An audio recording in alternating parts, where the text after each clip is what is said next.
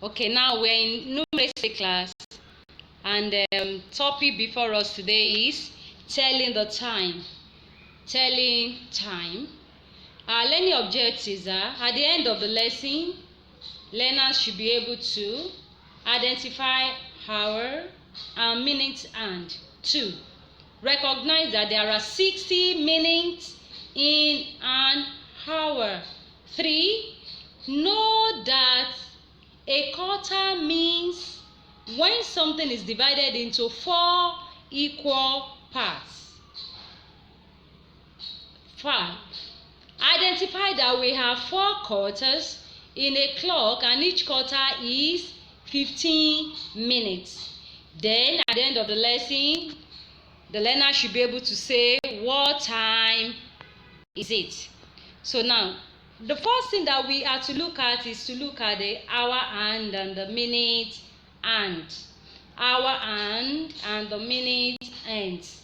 Now, the shorthand stands for the hour hand.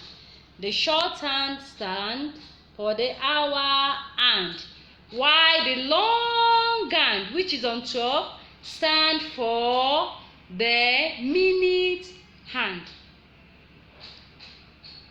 So, any number that your shorthand is pointing at is the one telling you the hour of the time. The hour is the one telling you what clock is it. Okay, like what we have here now, we have the shorthand touching 3 and the long hand, which is the minute hand, touching 12. Remember, minute hands don't tell you the hour. It only tells you about the minutes, and the shorthand tells you about the time, the hour of the day. Meaning, the shorthand is pointing to 3. That means we are in 3 hours. Then the long hand is touching 12. When the long hand has traveled from 1 down to 12, we say it has rounded o'clock. When it moves round the circle from 1, blah, 2, 3, blah, blah, blah, up to 12, then we say it has rounded the clock. So meaning what we have here now is 3 o'clock. 3 o'clock. If I have my shorthand on 4 and my long hand is on 12, then I say it's 4 o'clock. If I have my shorthand on 7 and my long hand on 12, then I say it's 7 o'clock. Note that the shorthand is the one pointing at the hour hand, while the long hand is talking about the minutes. And anytime you have your long hand on 12, it's telling you it has rounded the clock. I hope you are getting it now. And in between the numbers, between 12 and 1, we have 5 minutes interval, meaning your long hand must count 5 before it gets to the next number. If your long hand is on 12, for it to get to the next number, which is 1, it needs to count to 5 minutes. We have 5 lines in between. We call them intervals. 1, 2, 3, 4, 5. And it's a silent count. Tick, tock, tick, tock, tick, tock. And it gets to 1. It must be 5. And between 1 and 2, before your long hand can get to 2, it has to count tick, tock, 5 again. Tick, tock, tick, tock, tick, tock, tick, tock, tick, tock, and it gets to 2. Between 2 and 3, it counts 5 again. Between 3 and 4, it counts 5 again. Between 5 and 6, all till 12. In a clock, we have 60 minutes. 60 minutes make 1 hour. It means your clock must move round, your long hand must move round the clock from 1 down to 12 before we can have 1 minute. So we can have 60 minutes. That makes it an hour. So for you to have an hour, then your long gun must travel from 1 down to 12, and whenever it's on 12, it says it has rounded a clock. Now, how many quarters do we have in a clock? A quarter, we say we have a quarter when we divide something into 4 equal parts. When we divide something into 4 equal parts, we say each of the parts is called quarter. Now look at this clock. Miss Oladele drew a circle, and I divided it into 4 equal parts. Can we count it?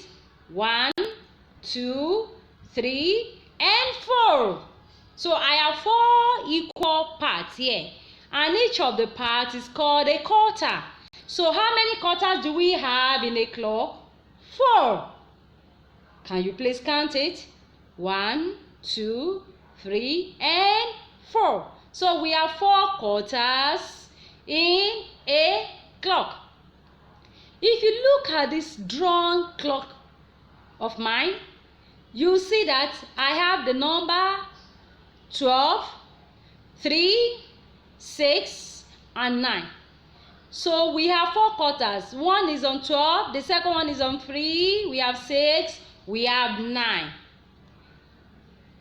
Now, a quarter is when a clock is divided into 4 equal parts, as I've said earlier, and there are 5 minutes in between each of the number. Now, when you are talking about a quarter to, now that we know that a quarter means when the long hand is on 3, when the long hand is on 3, or when the long hand is on 9, we can say we have quarter. But when the long hand is on 6, then we call it half. That means we divided the clock into 2. That's half. But when we have it on 3, then we say it's a quarter.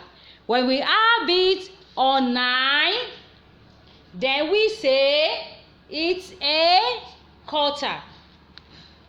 When we have it on 3, we say it's a quarter. And we have it on 9, we say it's a quarter. Don't forget. When we have your long hand on 3, then we say it's a quarter.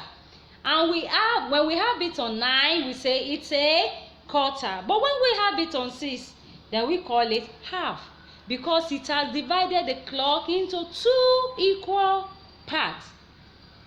Now, when we are talking about a quarter to, that means it's not yet there. I told you for it to be rounded clock, the long hand has to be on 12. But when you have your long hand on 9, that means it's still going to round the clock, but it's not there yet. It's just on the way.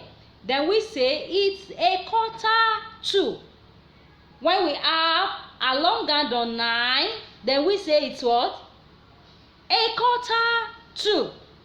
So anytime you see your long hand on 9, then we say it's a quarter to.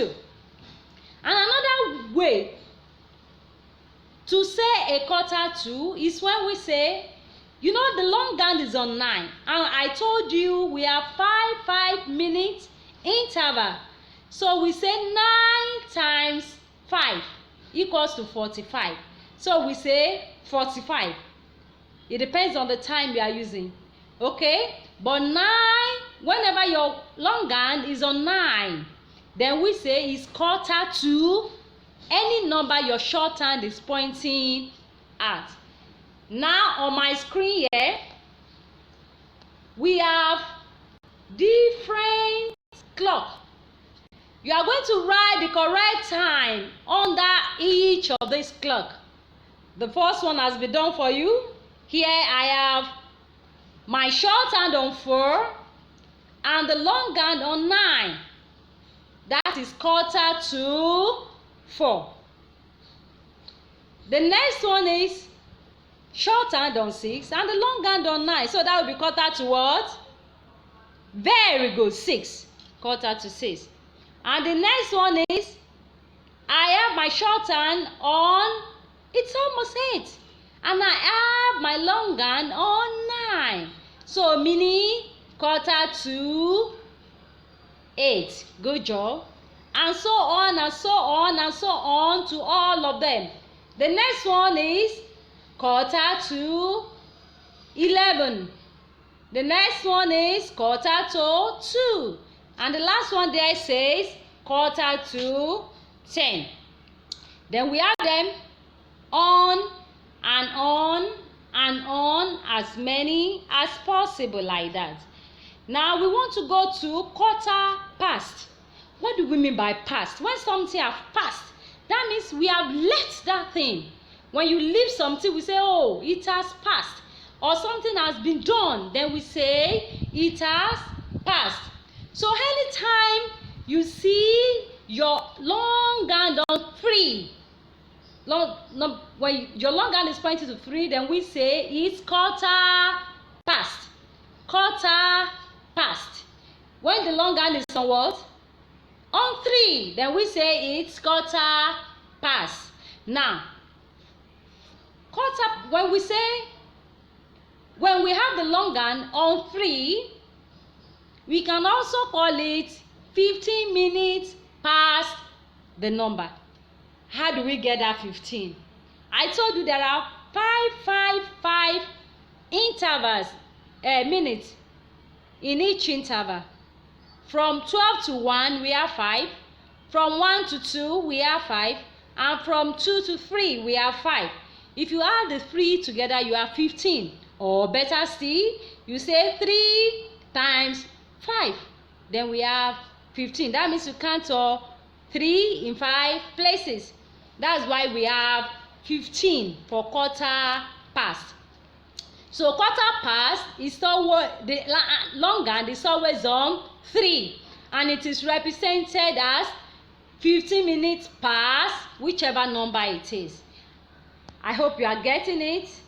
Now on my screen here, I have some clock. The first one has been done for you. I have my longhand on 3 and my shorthand just a bit past 1. So then I say the time is 1:15. The second one, the longhand is on 3 and the shorthand is on 5. So then I say this is 5:15. The next one, I have my longhand on 3 and the shorthand on 11. Then I say 11:15. On and on and on and on and on. We have so many examples. We have so many examples of such. So, and I told you, whenever you have your longhand on 9, we say it's 45 minutes to whichever number it is.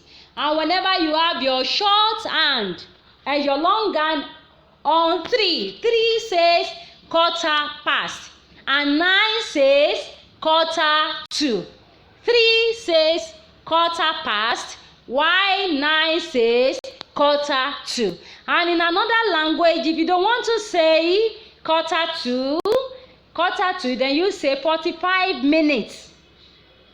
And if you don't want to say 1/4, then you say 15 minutes past whichever number it is. I hope you're going to find this very useful. Thank you, and do